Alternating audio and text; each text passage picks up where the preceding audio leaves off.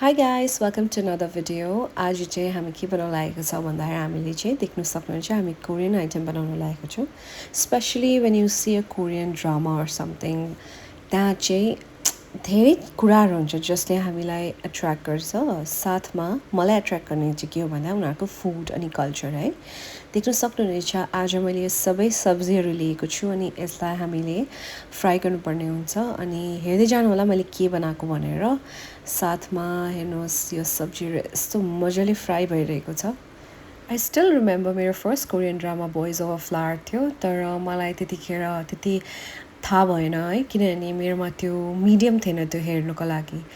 So पछि जब मैले ड्रामाजहरु हेर्न कोसिस गरे तब मजा लाग्यो अनि मैले बुझे धेरै कुराहरु उनीहरुको कल्चरको बारेमा अनि धेरै हुन त म धेरै ड्रामाजहरु हेर्दिन कोरियन तर मलाई यस्तो क्रिमिनल साइकोलोजी टाइपको हुन्छ नि हो त्यस्तो खालके मन पर्छ जस्तै one of the famous is glory भन्ने अनि हो चाहिँ मलाई एकदम मन परेको थियो है.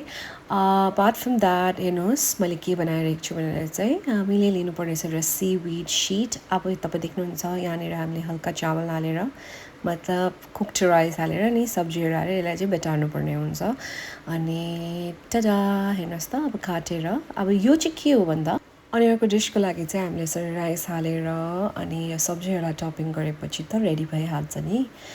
यो डिशको नाम हो बिबिम्बाप अनि देख्न सक्नुहुनेछ यो रेडी भइसकेको छ अनि अर्को डिशको नाम हो किम्बाप.